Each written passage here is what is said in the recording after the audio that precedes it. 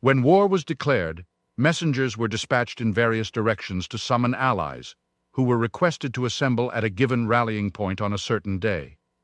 If the war was between two districts, it commenced immediately, and even when more extensive operations were contemplated, a small force often made a raid upon some portion of the enemy's territory without waiting for all the forces to assemble. Much effort was also made by both parties to strengthen themselves by fresh alliances and in attempts to draw away forces from their opponents' allies.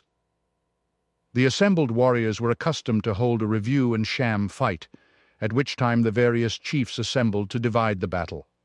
That is, to appoint the post of duty to the different bands of warriors, and otherwise make arrangements for the battle.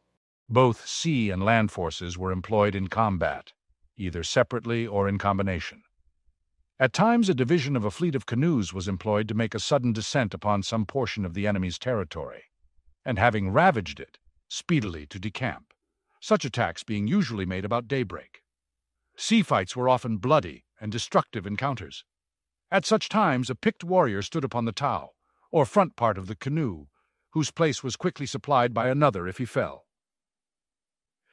As the fleets were approaching each other, the attention of the various crews was principally directed to the management of their canoes, whilst the warriors on the front part of each canoe strove to spear the helmsman of the canoe they were opposing. When the fleets neared each other, the canoes often became locked, and then followed a desperate hand-to-hand encounter.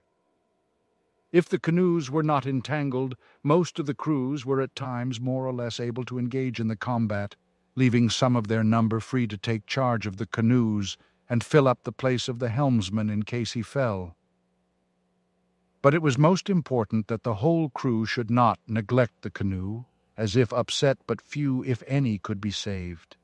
In the arrangement of the land forces, certain districts always claimed the privilege of being the mua'au, or advanced guard on the march, and they were very jealous of any attempt to supplant them. In A'ana, the warriors were divided into main road and bush warriors, the army consisting of a center and right and left wings. The center usually kept the main pathway with a wing on either side, but if the road skirted the beach, there was only one wing, and unless a fleet acted in cooperation, one side was left exposed, or rather the center engaged the fleet of the enemy if required ambuscades and various stratagems were used by the different parties. But severely contested battles were often fought in open situations.